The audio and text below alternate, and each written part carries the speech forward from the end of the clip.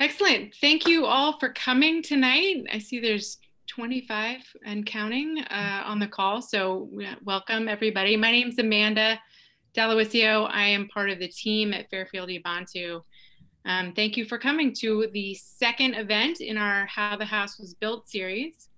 For those who were here last week, I guess for everybody actually, we heard from activists all around the world, all around the country and Hawaii, about the good work that they're doing, and then the leaders that have supported them, past and present leaders that have influenced and supported their work. And I definitely left last week feeling like very hope-filled, and I know a lot of other people did. So we're just really, I was grateful for that night, and we're grateful to all who came and all who shared.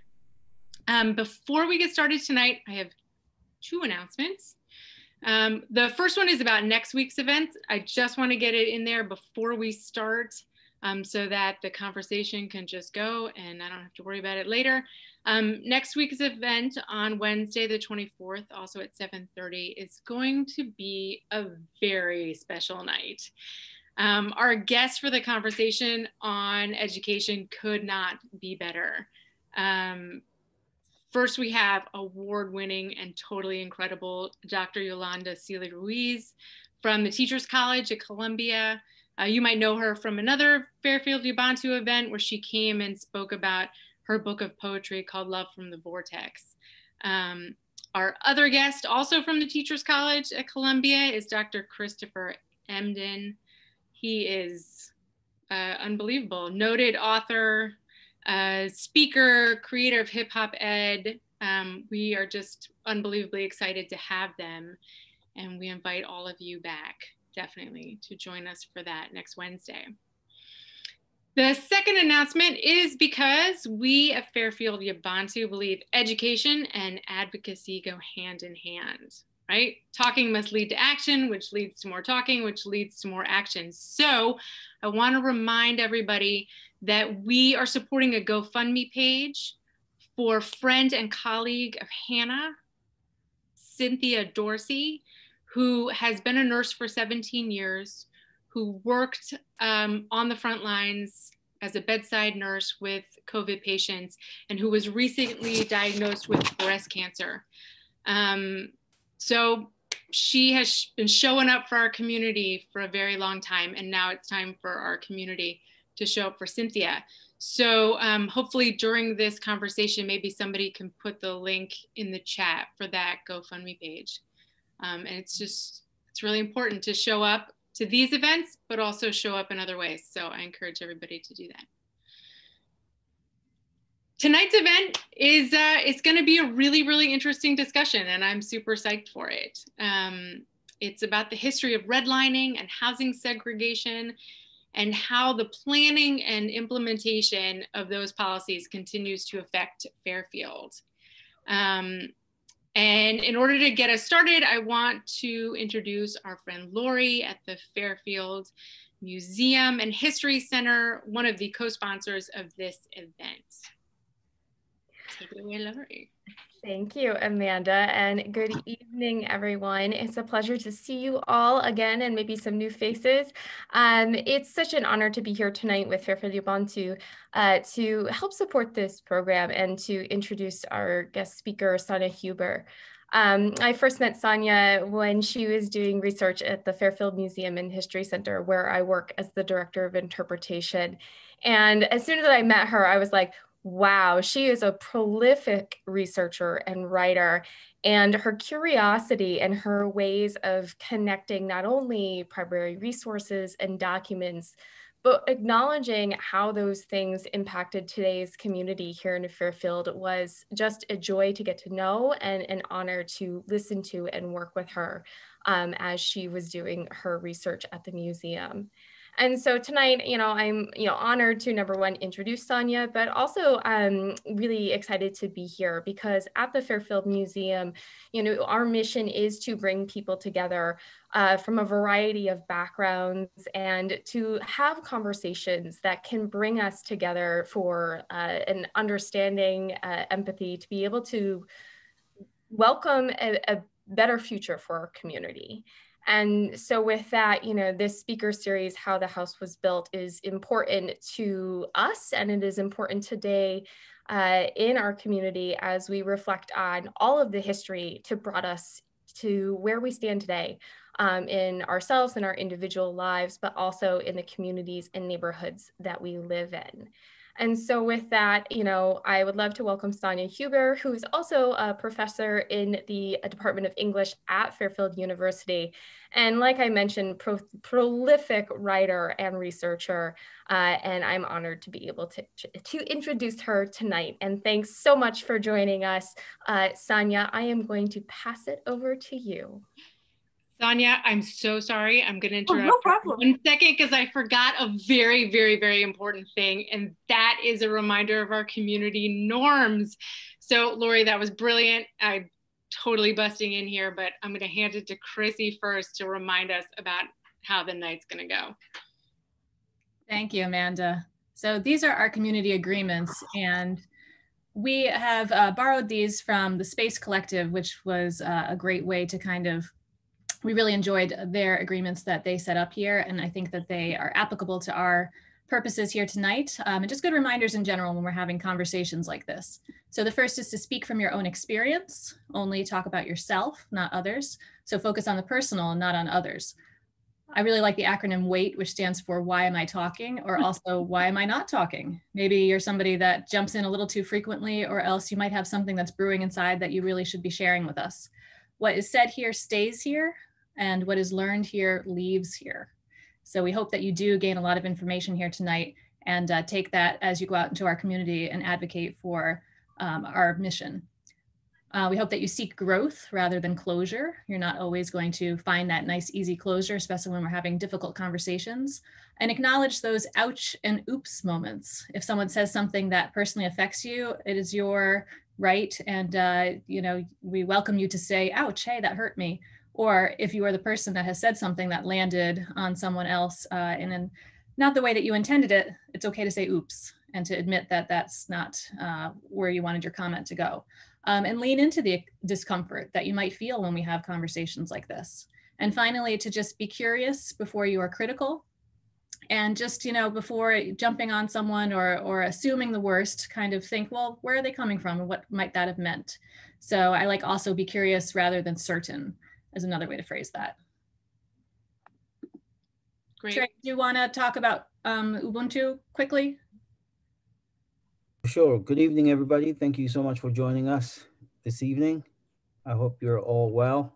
As always, I like to start everything I do with this Ubuntu philosophy and reminder. All right, and it reads that we are made to live in a delicate network of interdependence with one another. Right, a person is a person through other persons, and the solitary human being is a contradiction in terms. A totally self-sufficient human being is ultimately subhuman. We are made for complementarity. I have gifts that you do not, and you have gifts that I do not. So we need each other to be fully human. Desmond Tutu, just an emphasis on, I think, humility and a willingness to work together. Yeah. Thank you all so much for joining me in this work. All right. Sonia? Okay, now, without further ado, Sonia. All right. Well, thanks so much to Trey and everyone for inviting me to speak. I'm really honored. I'm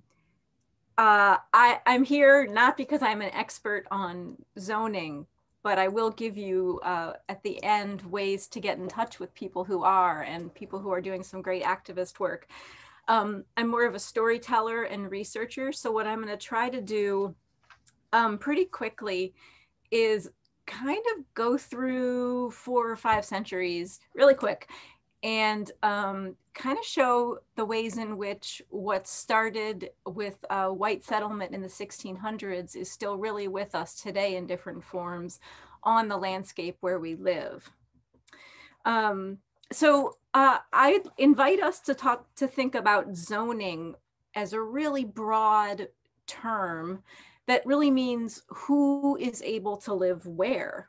And it's a very old story and it keeps repeating. So that today, when we see phrases that trigger a sense of confusion, like zoning or low-income housing or zoning commission meeting, we have to step back and see all those things as part of the deep history of the land. So the first version of zoning that happened here in Fairfield County, Connecticut, were laws that were passed pretty soon after white people arrived in the early to mid 1600s, and they prevented African people and indigenous people from moving through the town of Fairfield. So there were a lot of laws that said that you couldn't go through the town without permission. There were curfews, there were fines, and non-white people could be shot on sight. So this is a form that that has continued in many ways through until today.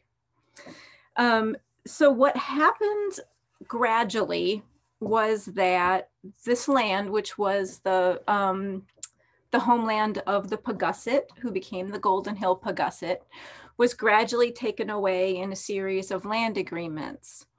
And the Paugusset community was gradually impoverished, lost their hunting grounds, and were then moved to originally an 80-acre reservation in Bridgeport that was on where Golden Hill is now. And so it was called the Golden Hill Reservation. And the wild thing about that, among many other things, is that Fairfield essentially outsourced its responsibility for the Paugusset tribe that had lived on its land to what was then Stratford. So it paid Stratford, you know, a certain number of coats and bags of peas and grain in exchange for saying, could you please take this tribe and let us wash our hands of these people? So that's the original and sort of really overt example among others of very strict race-based and person-based control of the land. So it's important because that's the same logic that was used again and again for taking away land and control of land. So zoning has the logic also that not only does zoning control often purchase price, but it also can control in many cases what you do with the land after you buy it. So, and we'll talk more about how that is used today. So fast forward through the 1700s and into the 1830s, displaced Paugussetts came together with free Africans and African Americans and settled in South Bridgeport in a community called Little Liberia that I hope many of you have heard of. And if you haven't, one of the links that I'll drop in the chat at the end is to the Freeman Center in Bridgeport. Many great activists are working to build that as a center of culture and community. So this was really an amazing example of people pushed out through the price of land and through segregation into the least desirable plot of land, and they're making a community. So making a way out of no way. And indigenous people at the time had a really difficult choice, either to assimilate or to be forcibly moved west. So that is the genesis of that community. So at the same time, in the background, a number of things were happening that led people to think, okay, a community can be built and controlled like a machine.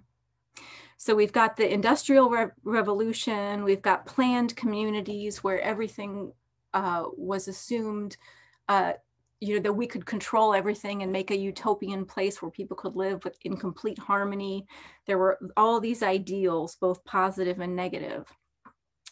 The cities here in Connecticut boomed, not only Bridgeport, but Stamford, Norwalk, Danbury, all kinds of little and big industrial sites. And that drew immigrants who were only for the most part able to live in apartment buildings in the city.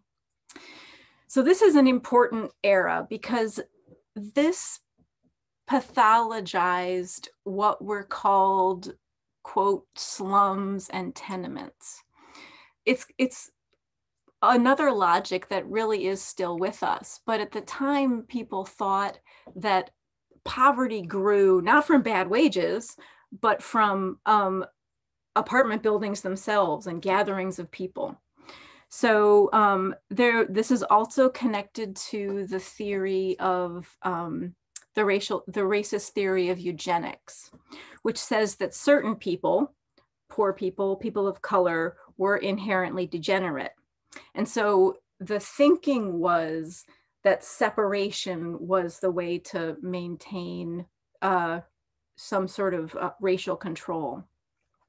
So this came out of a model of a sociological school from the University of Chicago.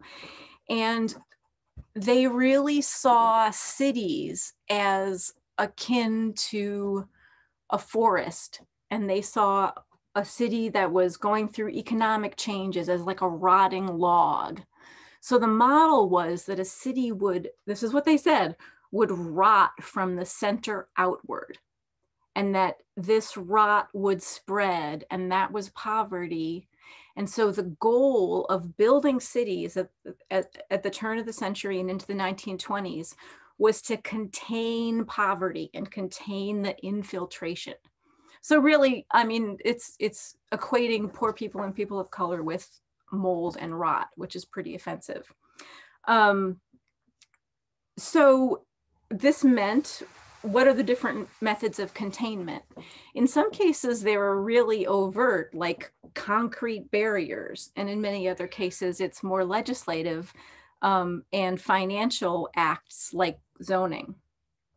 So in the late 1800s, farmland, especially around here, was beginning to be really cheap because we have the trains bringing produce in from other areas of the country. So people saw a way to make a lot of money quick. And what that was to take farmland located around train stations, and this happened pretty early on in Long Island by a real estate developer named Mark Maher, who then moved here to Bridgeport and Fairfield. What he would do is section off a whole development and then resell the plots at a high minimum price. So a high price, starting price that a house had to be built on, and a high, and all these different restrictions. So a high certain number of square footage, and all these restrictions in effect kept poor people out of these developments. So Mark Maher then moved here, and he focused on the dividing line between Bridgeport and Fairfield. And what he really did was build up a series of developments that are, you can trace them, that are today like sandbags along the line between Bridgeport and Fairfield. It's fascinating. He developed tracts in Grassmere and near Fairfield Museum. And he even specified what kind of fences could be built and whether someone could build a shed. So he really created a sense of tight uniformity in these subdivisions. So these private developments made segregation into a product that white people bought. Quiet was sold as a product, and the need for quiet came because people's fear of social movements and fear of people of color were whipped up by conservative forces. After this private phase, then came legal backing for zoning. And so the next product that was offered was essentially prefabricated packets of zoning laws that a municipality could buy, adapt, and fill in the blanks, and then pass. And so these specified that different parts of a city or a community were to be built, were to be reserved for different uses. in many cases, like the Gold Coast, one of the most important and really heavy restrictions was to take the vast majority of a whole town and to set it aside for only single family homes. And so we know that sort of the image of the bucolic suburban community is everybody wants their starter home and a home of your own. But in practice, what that means is that if you don't have the money for a pretty expensive down payment or to buy into a certain community, you're not able to enter, right? And so that's part of the effect of generations of segregation that we see.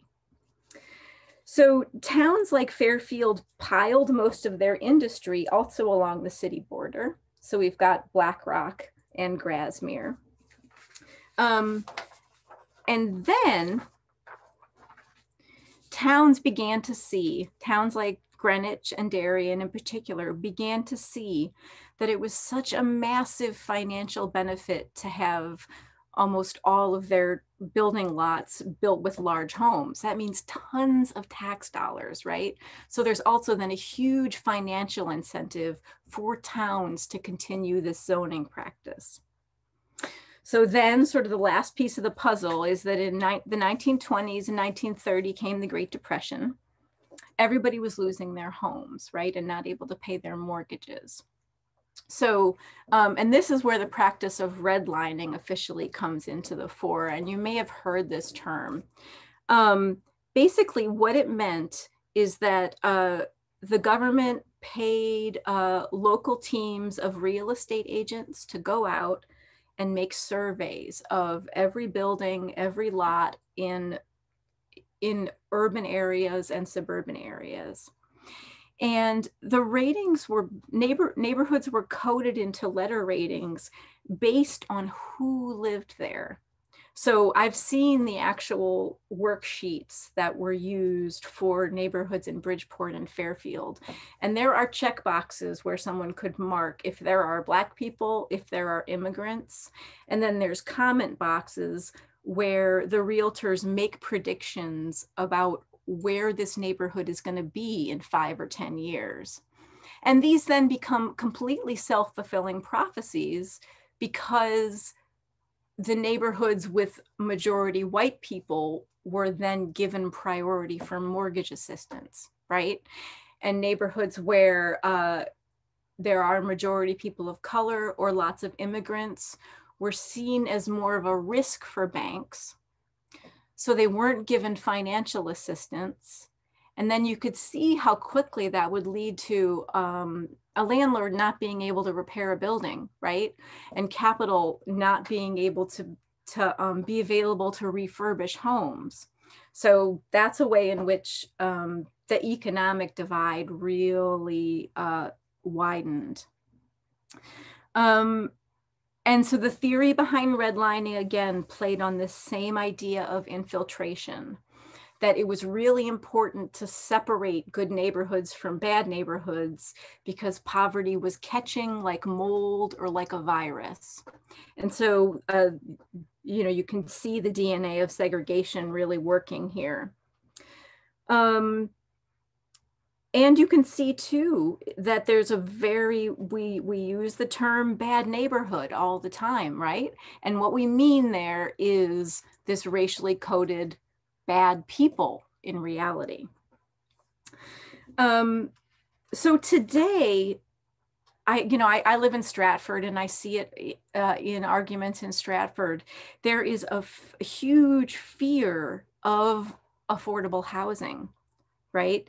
There's, while we can't say we don't want more people who are low income, or we don't want more people of color who've been historically undercompensated and oppressed, it's in polite society still okay in a state like Connecticut to oppose affordable housing. And the truth is that there are very few apartments in most suburbs, and it's endemic in the Gold Coast. So in many of our communities in the Gold Coast, minimum home prices are really high. There are minimum lot sizes. And if you go to a zoning commission meeting, there are often code words that are used. So people will say, not, we don't want poor people, but we want to maintain a certain quality of life, right? Or we have concerns about the traffic, or we have concerns about safety. And these are sort of code words that are used today to oppose the construction of low-income housing. And meanwhile, in the cities, there's a snowball effect. It's actually not that much cheaper to live in Bridgeport, but there are more apartments. And the taxes are higher in a city like Bridgeport because more people need social services, and there are just total more people in a city. Because social services and the schools are overburdened, you have more stress on the basic infrastructure of a city, while there is more money for infrastructure in the suburbs. And there's a whole nother financial piece that I can't even get into, but there's a lot of issues with taxation. I'll just leave it at that. So the issue now is that, and this is what I'll sort of end with, is that the battle to provide low-income housing in the suburbs is seen as one of the really important ways at trying to undo segregation that has really been with us since the 1600s. There's really important work done by the Kirwan Institute in Ohio, they've done this thing called opportunity mapping, and they've seen that the future class mobility of a child can be distilled down to the number of people within a 0.6 mile radius who have access to regular employment. So that is, that's such a small radius, right? And so it's a very real measure of access to progress and mobility. There in Fairfield, there's an affordable housing committee, and people have fought for years to try and get more low-income housing. In zoning commission meetings, people will get really upset about protecting the way of life, often protecting historic structures, protecting wetlands, worrying about traffic control. This has been happening over the past few years in Fairfield, you might have seen, with a struggle over an affordable housing development on Holland Hill, and it's gotten quite heated. People are taught to be afraid of low-income apartments, but the truth is that after they're there, people don't even notice them. It's the threat of poor people that relies on a monster that is literally 4 centuries old. The idea of neighborhoods as pieces of bread that get moldy and that can spread mold to others. It's a ridiculous assumption based on eugenics. Right now, unfortunately, the application to get low-income, the process of getting low-income housing into an affluent community is really long, and it often involves going to court. And so this is extra money that developers don't have. Luckily, actually, I will do this right now. I'm going to paste into the chat a really amazing set of resources. And one of these you might have heard of is the Open Communities Alliance in Connecticut. Oh my gosh, Erin Boggs, who runs that, is a superstar. And you can go to that website, sign up for their newsletters. They are having all kinds of events. And she's done a lot of speaking in Fairfield. And part of what they're doing is they're setting up a housing trust to try and help developers get through the deadlock of these zoning commission meetings. So they're a great ally. And, you know, in many communities down the Gold Coast, people who own their own homes and who have apartments and carriage houses aren't allowed to rent them.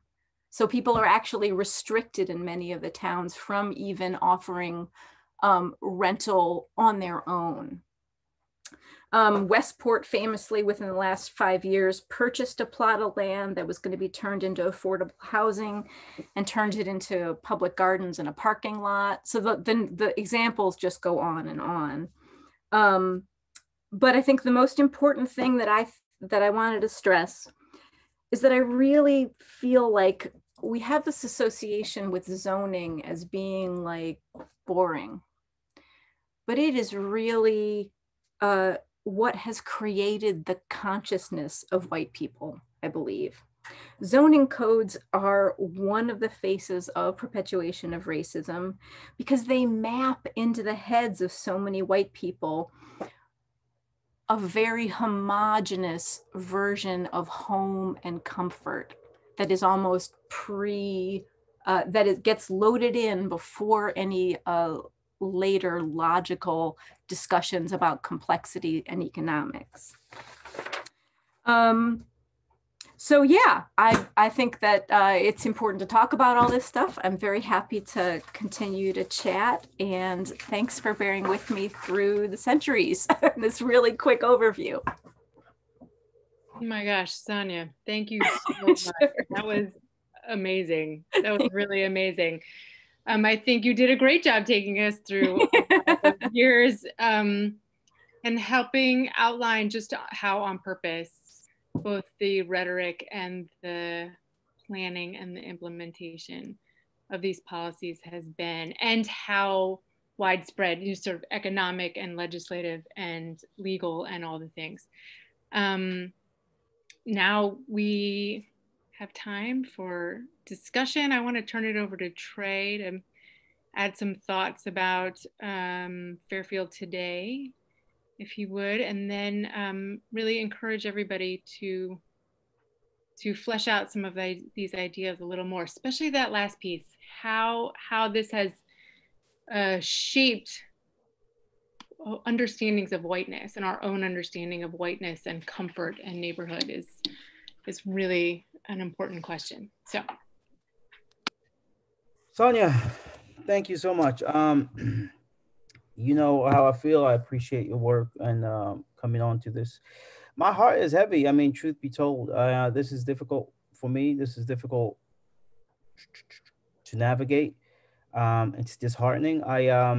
So I part of in planning this, how the house was built.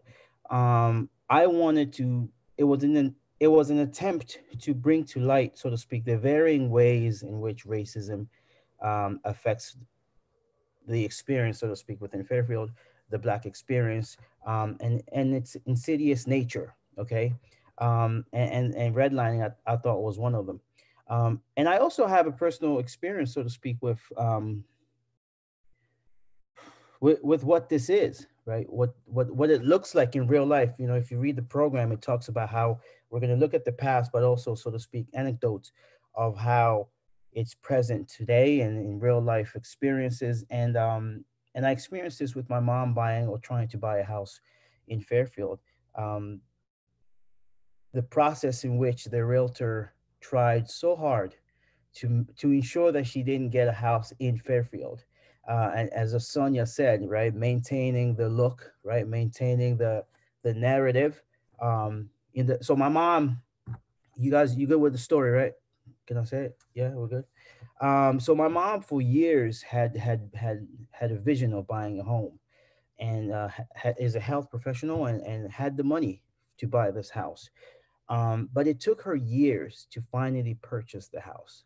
And it wasn't because she didn't have the money, but it was because in the process of looking for a house and identifying the house that she wanted, her realtor would discourage her to buy the house, especially when it was in the heart of Fairfield, or, you know, in the inner boundaries of Fairfield. And oftentimes the realtor would discourage her because for varying reasons. One of them was that she couldn't drive.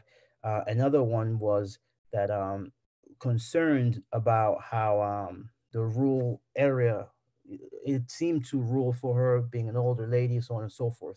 And along her journey, she would find herself almost having to justify why she'd have to live there, right? Or assure the realtor that it would work out for her socially. She spent a lot of times telling the realtor who I knew or that I was a teacher in town, and all these varying things to get the realtor to hear her out. And it was only until the realtor met me and I think looked me up and confirmed that I was a teacher in town, that she took a little bit more of an interest in my mom's seriousness of being able to afford a house. But the caveat here was that I had my partner, Amanda, and I were working and doing some social service work and so on and so forth. And it was through that connection that the realtor took us seriously. The social capital almost, right, that we apparently had, that led the realtor to actually consider my mom's efforts and seriousness of buying a home. And I remember on the phone with the three of us, me, realtor, and Amanda, because we were doing something else about a different project, that the realtor said, proceeded to ask how close we were. And after that had been revealed, then the realtor turned around literally the same day, approached my mom and said, let's go and get you that house. Well, all along, it had been various reasons for why she shouldn't be in that, including that it was already bought. And too often the house was never actually bought. These are real examples of how folks have been trying to keep people out of this town, maintaining a certain look. And I know that that is a serious thing because of the looks that we get right in town, even still. So Sonia, what you said is real and it really resonated with me, and it pains me because there are children who are struggling because of this investment in hatred, really, right? And a eugenics culture. So with that anecdote, I would love to welcome folks to kind of join us in an open conversation, right, Chrissy? This is that time to kind of reflect with Sonia and all of us. Thank you for letting me share. I'd like to share a little bit about something that happened to me recently. And Sonia, thank you for the education. A lot of what you said are things that I felt or kind of knew existed, but didn't really affect me directly. So I don't give much thought to it, right? I live in the north end of Bridgeport, and I live in a house that's about 7 blocks where my wife grew up and her parents still live. And her mom was over at our house earlier on in the week. It was like a Tuesday afternoon in the middle of the day. And I said to her mom, take your coat off. Come on, I'll put on some tea, we'll hang out. And she said to me, well, no, you know, my purse is in the car. I don't feel comfortable. This is a woman who, where I live, where her car was right outside my house, she grew up maybe 15 blocks away and now lives maybe 7 blocks away. And we know all our own neighbors. She's met our neighbors. I don't think she's a racist person. She's married to a Caribbean Islander, a person of color. But she still felt that unease of leaving her purse in the car. And I think that it's that fear of the other or the unknown. And it's that fear is kind of built in to just the very fabric of our society. And, you know, it's really evident in race relations and how horribly people are treated by the color of their skin or their religion, but it's exacerbated and just an accepted part of our lives. And that hurts me. And I got offended at first when she said that about our purse, because like, why would we live here if we weren't safe? But that fear was just an initial, that anger. And then it was more of a fear and a sadness for what I want to teach my kids. I want them to understand that these are all our neighbors. The world is what we can make of it, right? And yeah, there are places, bad neighborhoods or whatever, where people will rob you, right? I don't know how to process that quite yet, but I do know how to process and deal with the fact that I could be friends with my neighbors and that their strength.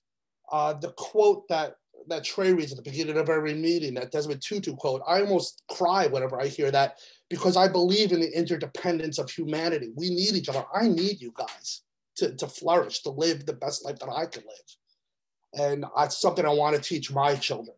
I don't want them to walk through the world with fear or anxiety. It's going to be there, but it's how we deal with that. So I come here so I can learn from people like you about how I can deal with that and pass on those lessons to my kids. And I'm just grateful to be here. Thank you.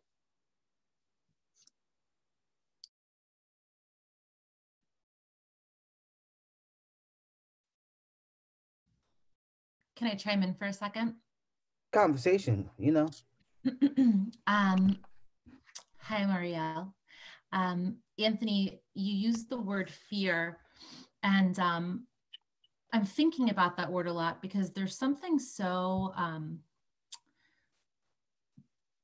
primal about that emotion that is different than this kind of cerebral eugenics movement that we've seen throughout history. And there's almost something more lasting when we talk about an emotion like fear, because it's so hard to break. It's something that's so, you feel it in your bones. And when we create these communities that are redlined, or that we tell people that this is a safe area, or this is a more transient area, or this is, you know, fill in the blank area, it creates a fear. And I think that that's one of the deepest challenges in a lot of this anti-racism work that we're working towards, is breaking something that is such an instinctual feeling in people, even though because it's a real feeling for them, whether it's founded or not. And Trey and I had a stroll around our neighborhood a few days ago, and we were talking about, I used to live in Cleveland, and I know that Trey's wife Hannah's from there as well, and there's a long history of redlining in that community as well. And you see, I was a 23-year-old white chick from Miami, Florida, who moved to Cleveland, taking classes at Cuyahoga Community College. And I was the only person who was white in my classes. And I remember that there was this, I remember admittedly feeling for the first time that, oh, I was the other. And feeling this sense of discomfort, or how is this going to feel for me? And it's a very intentional thing to have to break fear that has been ingrained in you from the communities that you've grown up in. And so I don't know, I think that word, Anthony, that you used, whether it was intentional or not, it's sticking with me, because I think fear is a hard and scary thing to shed for a lot of people. This is Maureen. I just wanted to build on that. That was a great story. Past couple of stories. Were you finished? I didn't want to interrupt. Yeah, okay, thanks, yeah. So I'm Maureen, and I actually there's fear and then how people change, or how people's thinking change. And I just wanted to share a little story, and it's actually my mom's story. And I've started to tell this because it's helpful, I think, for white people to hear it.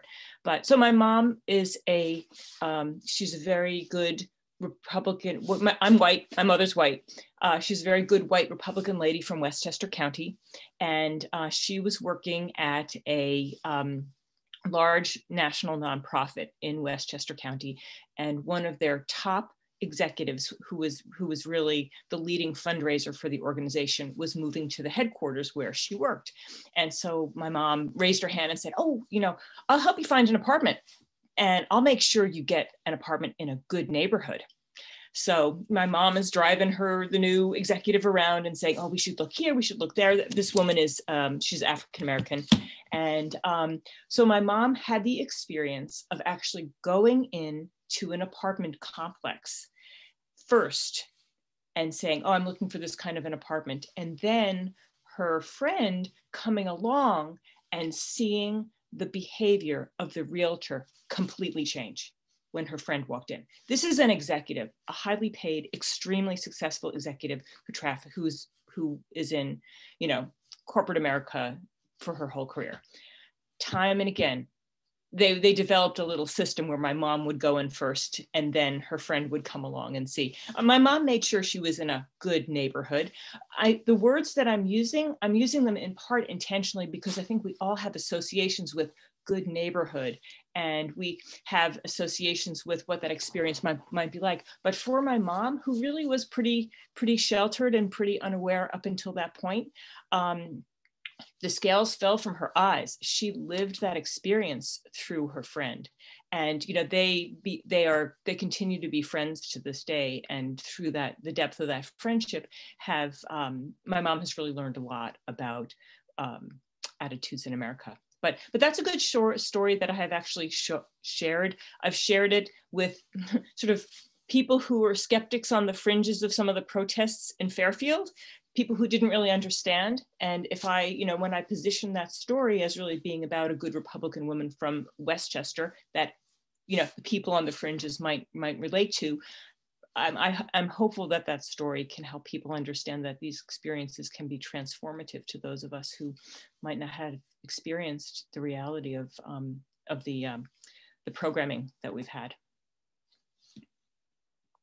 Yo, and I have to say, I'm sorry, but and it's a conversation, folks. Y'all could, get in when you want to. But I have to say that, the idea of good neighborhoods, I read. I think a lot about it's coded. It's coded. It's like that's why I used it. Got killed. You know what I mean?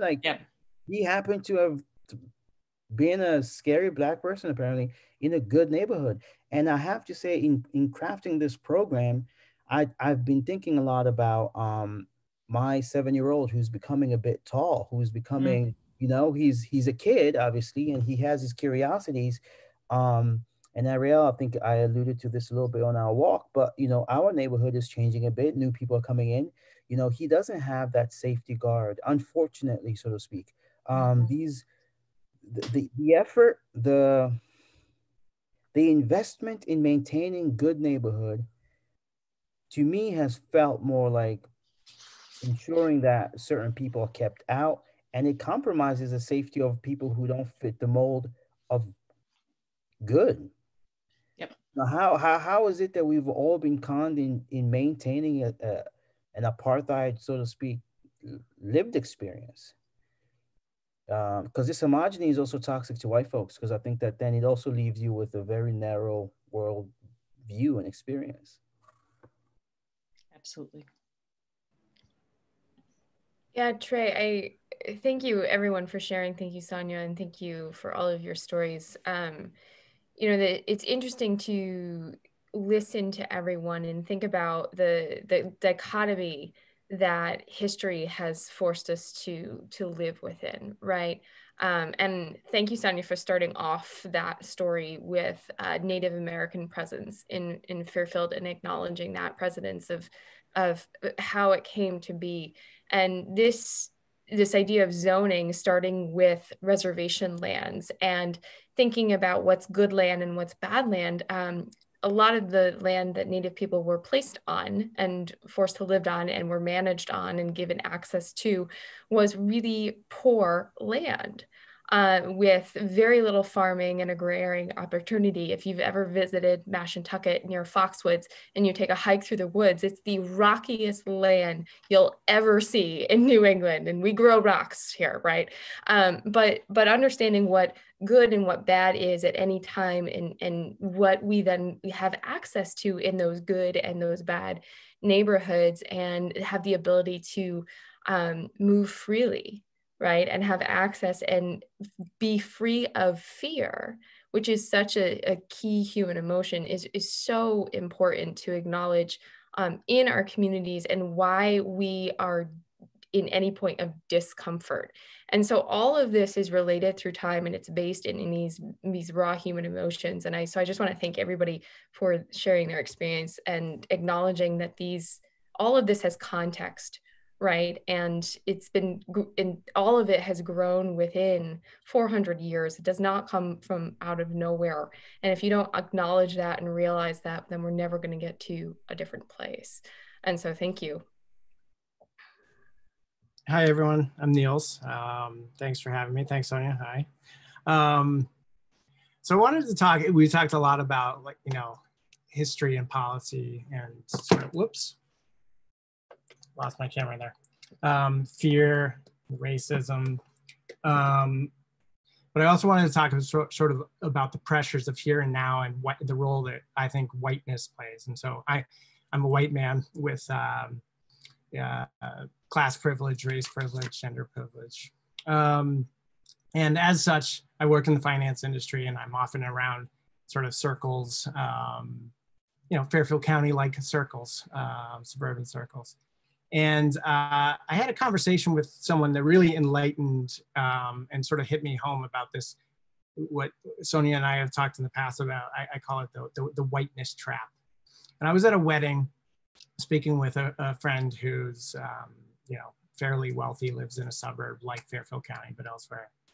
And we were talking about social stuff, and she said to me, she's like, it's just universal. We all want our children to have it better than we did. And that sort of triggered, I'm going to bring it to housing, trust me, but it triggered sort of this understanding that when better than we did is financially measured, even in part, and that is taken as a given that we all want our kids to be doing better. And, as is relevant for Fairfield County in many places, we're talking about already like crazy inequities in our favor.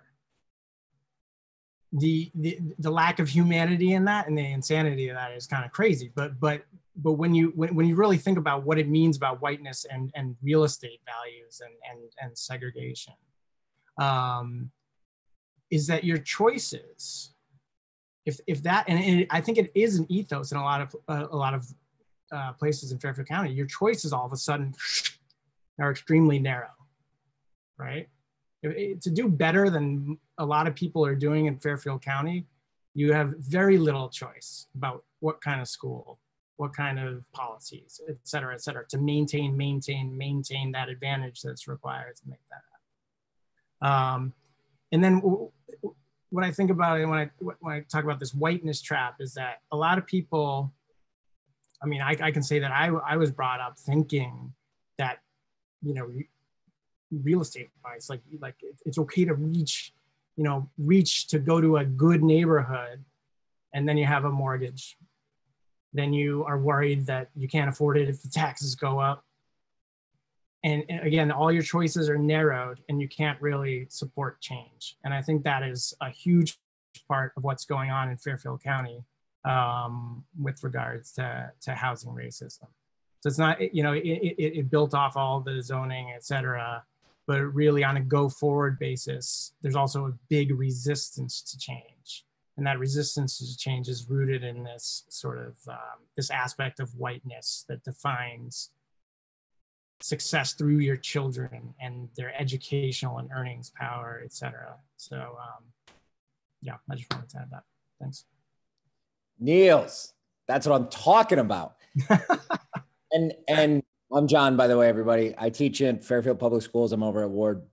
And I'm going to add on to that. The myth of the American dream, or the fallacy of the American dream, I should really say, and especially on the Gold Coast, as was referenced earlier, the idea that somehow, some way, our children have to have better lives than we have, which is financially and economically seemingly impossible. Like how can someone have a better life than someone who lives in like Westport right now?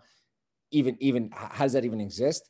And so the thing that I want to mention is that this is why teaching the importance of language is integral in all of this. Because what happens is, it seems like what happens anyway, is that through the codification of all of these laws and these zoning sort of, mandates, is that we can now turn the language of racism into the language of economics. And so if we teach kids what dog whistling is, if we teach kids that that whiteness hides behind words in order to not be overtly racist,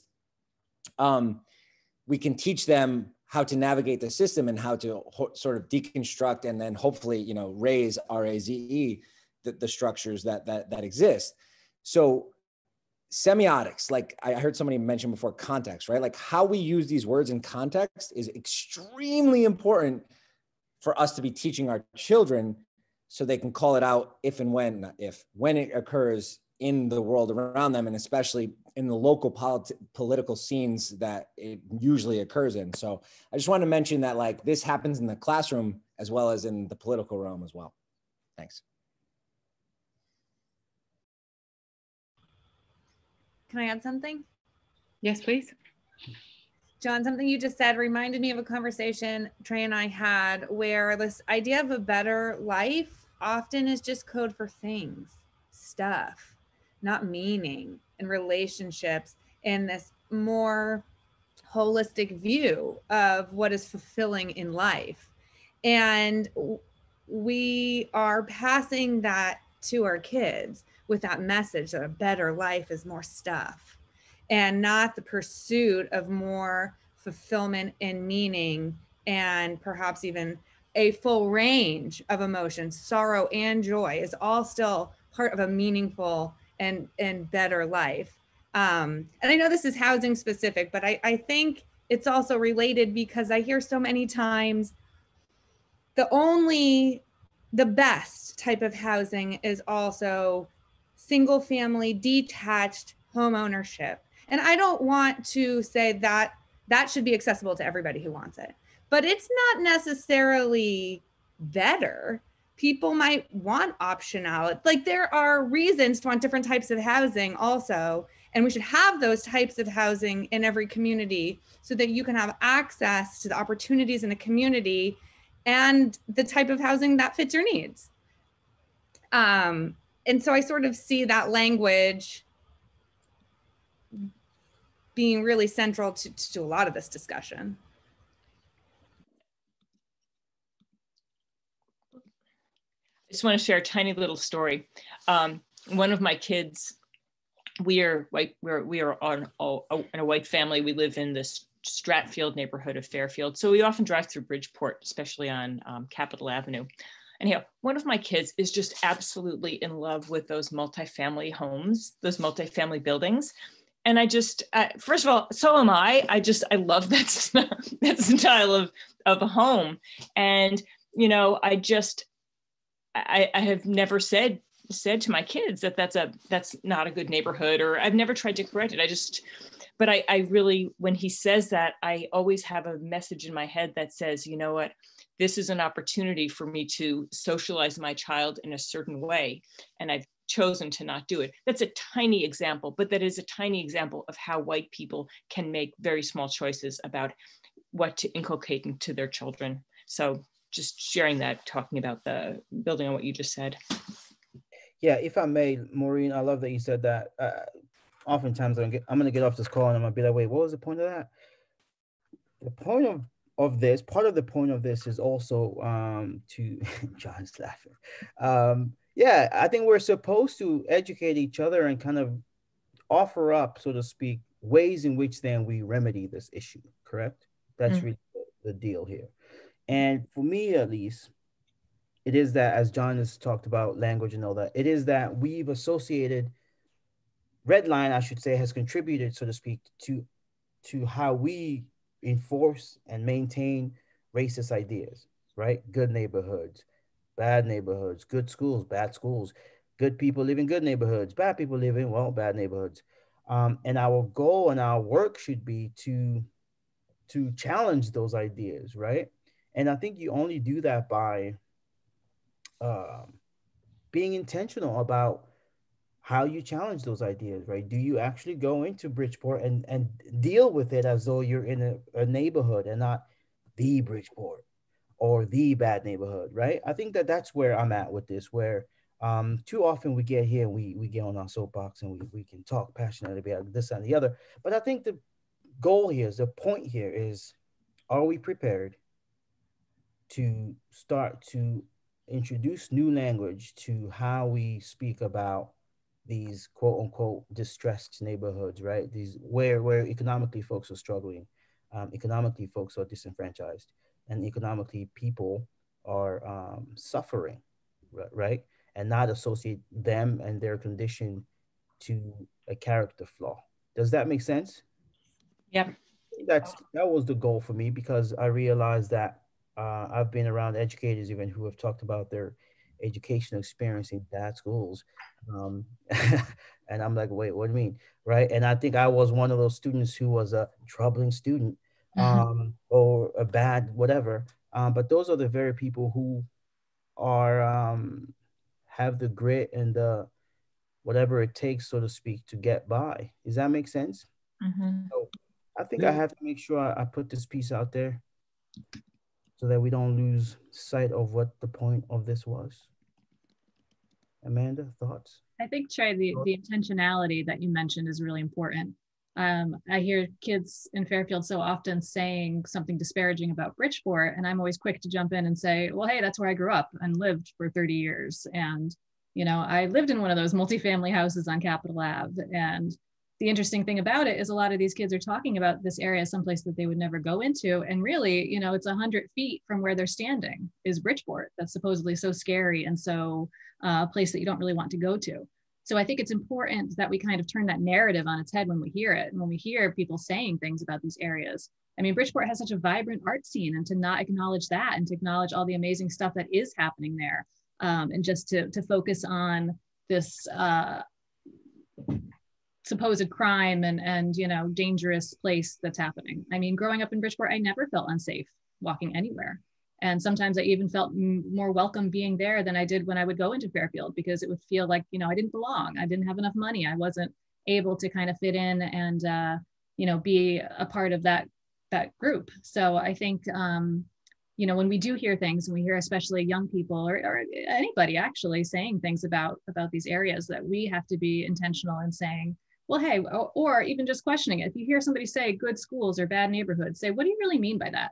You know, or when you say bad neighborhood, what are you actually saying? You know, and by kind of throwing that question back at somebody to kind of find out what's really meant by it, that can kind of really open up the conversation to be able to say, okay, so now we're not really talking about crime, we're talking about racism, or, you know, it's can kind of bring it into what's actually being said, the subtext of it all. There's so many important things here. I just wanted to point out that John's mention of language and Trey's mention of action and taking action, because that is why we're having these conversations of what can we do to change what we know from what we've learned here today. And there's a lot of pieces and parts that I think are important, but it really starts with language. And, you know, some of the things that I found most helpful in, you know, in this education part is developing resources for other people to locate and listen to the coded language. What does it actually mean? So is there an opportunity to create a graphic that says, when you say good neighborhood, this is what you're saying in Fairfield? Because so many of these are oriented to our community and our context and our neighborhoods that we're familiar with. You can't always bring the language that we use in Fairfield and Bridgeport in these communities elsewhere, because different words are being used, especially when you go out in New England, right? The South uses all sorts of interesting different language that I don't even, it's like a whole different world down there. But you know, just understanding, you know, do we have a graphic that says, here, this is Fairfield language, and this is the systemic racist elements that are happening here, and how can we fix it? What words can we use that really accurately describe with all of that cultural context behind it? So not that I build exhibits or do anything like that or create graphics, but just wondering if that would be helpful for all of us to consider about how can we change the language that we're using, that we are teaching your kids, that we're using in schools, that our politicians and reps and First Select Women's Office are using, for the Diversity and Equity Task Force in town, for the, you know, is this a shared language where we say, hey, what does this really mean?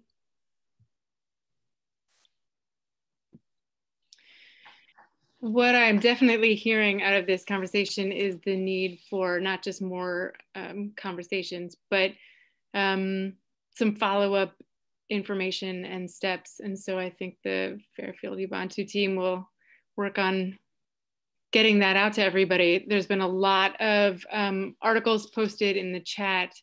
And so maybe we'll just combine all of these things and more resources and maybe some graphics to use. Wouldn't it be interesting? I don't know if they have sort of zoning meetings by Zoom right now, but if everybody put a graphic of language, of coded language up on their Zoom screen during a meeting, that would be kind of an interesting action to do. So I just really want to thank everybody for coming and for sharing. And I don't want this to end, but I really also want to respect everybody's time. It's 8:37 and we will continue these conversations by Zoom and we'll continue them over email and we'll make sure that, you know, our hope is always that these conversations prime people so that when action is needed, everybody's ready. And I feel a lot of readiness in this call. So I look forward to what we can come up with. In the meantime, oh, Trey has one more thing.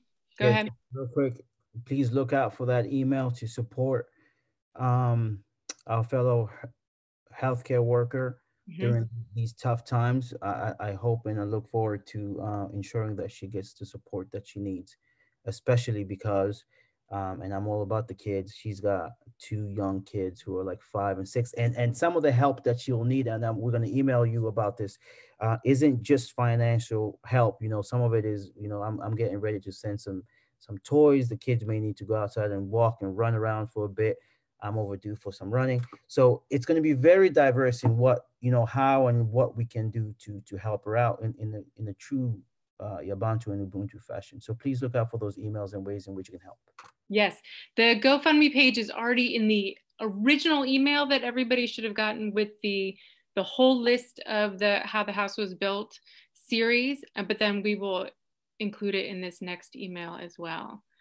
So there's that. And then I hope everybody can join us next week for our conversation on education, which will be amazing.